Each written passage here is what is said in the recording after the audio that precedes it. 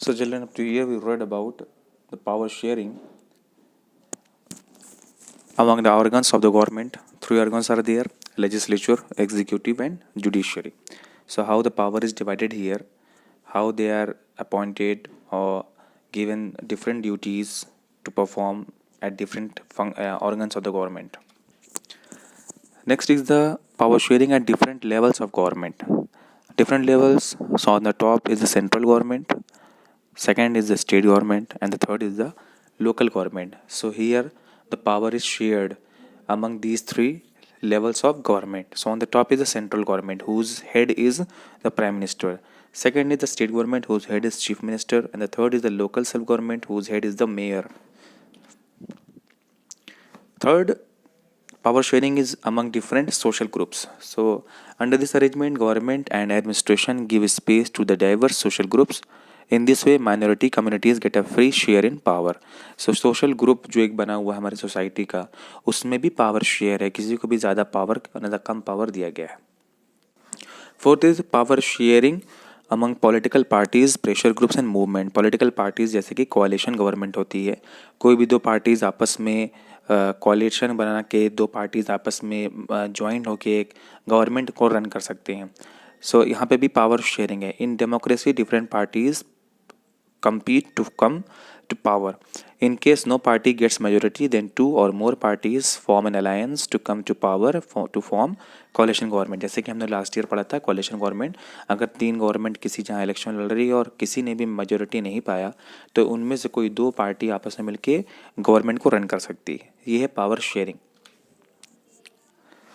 जिसके एग्जाम्पल इस चैप्टर में दिया हुआ है आपकी बुक में, बेल्जियम का और श्रीलंका का. पहले हम देखेंगे बेल्जियम का क्या, वहाँ पर पावर शेयरिंग का क्या एग्जाम्पल है.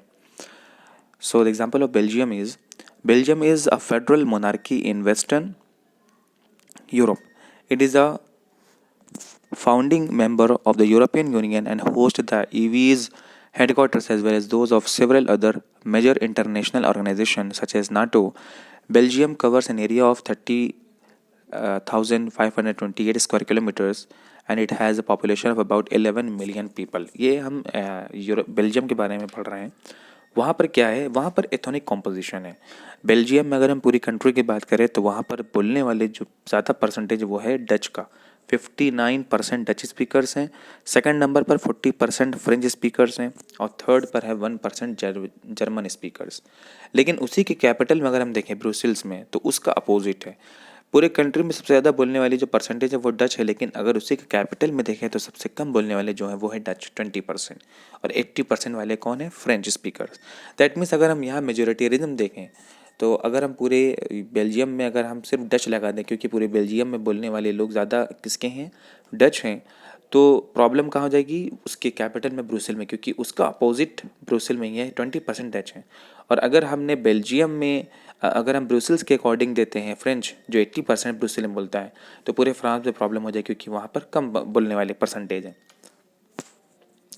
अकोमोडेशन बेल्जियम कैसे अकोमोडेट किया, कैसे वहाँ पे लोग रह रहे हैं. Constitution of Belgium state that the number of Dutch and French speaking ministers shall be equal in central government. अब यहाँ पे देखिए पावर शेयरिंग रखा गया कि दोनों ही बोलने वाली जो लैंग्वेज है उनके बराबर के नंबर के मिनिस्टर्स होंगे सेंट्रल गवर्नमेंट में. Many powers of central government have been given to the state government. बहुत से पावर स्टेट गवर्नमेंट को दे दिया गया है, सारा पावर सेंट्रल गवर्नमेंट के पास नहीं है. Third is the Brussels have a separate government in which each party has a equal representation. वहाँ पर किसी भी ऐसे डिवाइड नहीं किया गया कोई परसेंटेज ज़्यादा बोलने वाला है फ्रेंच या डच तो उसको ही डिवाइड कर दिया गया, ऐसा बिल्कुल नहीं है. वहाँ पर बराबर नंबर के रिप्रेजेंटेटिव्स रखे गए हैं. There is a third kind of government called the community government which is elected by the people belonging to one language community. So कहीं किसी भी लैंग्वेज को लेकर प्रॉब्लम क्रिएट ना हो तो थर्ड लेवल गवर्नमेंट बनाया गया कम्युनिटी बेस्ड, जिसको इलेक्शन होता है people belonging to one language community. So community based पर इलेक्शन किया है ताकि वहाँ पर किसी भी तरह की प्रॉब्लम्स ना हो. दूसरा एग्जाम्पल श्रीलंका का है. Sri Lanka officially the Democratic Socialist Republic of Sri Lanka is an island country in the northern eastern ocean of the southern coast of the Indian subcontinent in South Asia. Known as 1970 until 1972 as Ceylon, Sri Lanka has maritime borders with India to the northwest and the Maldives to the southwest.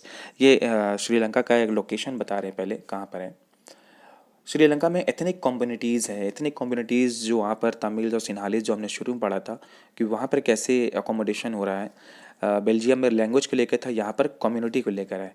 Sri Lanka में अगर हम map देखें तो north side में जो है, north east में, वहाँ पे ऑक्यूपाई कौन कर रहा है, हिंदू एंड मुस्लिम्स।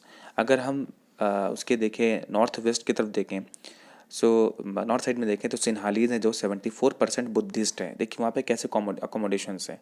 अच्छा, हिंदू और मुस्लिम्स में भी तमिल्स कितने हैं, 18% हैं। और उसमें तमिल्स में भी क्या है, इंडियन तमिल्स और हिंदू, इंडियन तमिल्स में हिंदू और मुस्लिम्स कौन है, वो परसेंटेज दिया हुआ है। मुस्लिम्स कितने हैं, 1%। सिन्हालीज और तमिल दोनों कितने हैं, 7%, जो क्या है, क्रिश्चियन है। सो इस तरह से कम्युनिटीज़ बनी हुई, इतनी कम्युनिटीज़ बनी हुई श्रीलंका में, अलग अलग तरीके के लोग हैं। Sri Lanka emerged as an independent country in 1948. Government took many steps to establish majoritarianism. In 1956, an act was passed to recognize Sinhala as an official language, जो हम शुरू में पढ़े थे हम लोग, क्योंकि सिन्हाला बोलने वाले ज़्यादा परसेंटेज थे तो वहाँ पर सिन्हाला को क्या बना लिया गया, ऑफिशियल लैंग्वेज बना लिया गया of Sri Lanka. The preference was given to the Sinhala applicants for university position and government. Moreover, government of Sri Lanka was intensive to Tamil language and culture. So majoritarianism कहाँ पर है, श्रीलंका में, क्योंकि वहाँ पर सिर्फ देखते हैं मेजोरिटी में कौन है। तो सिन्हाला और तमिल में सबसे ज़्यादा बोलने वाली जो लैंग्वेज थी वो सिन्हाला की थी, तो इसलिए सिन्हाला को क्या मान लिया गया, ऑफिशियल लैंग्वेज मान लिया गया।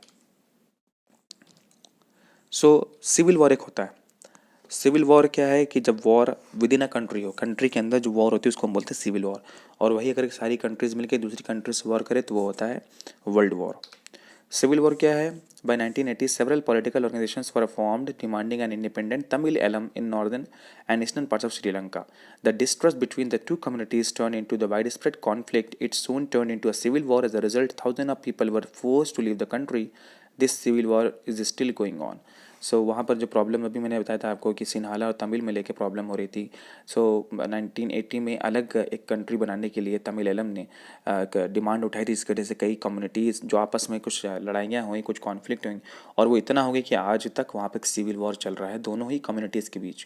सो ये था पावर शेयरिंग और मेजोरिटेनिज्म श्रीलंका का एग्जाम्पल को लेकर। सिविल वॉर वहाँ पे अभी भी चल रहा है, कोई पीसफुली, बहुत ही मुश्किल से लोग रह पा रहे हैं वहाँ पर। So this was the chapter about the power sharing of हिस्टोरिक्स।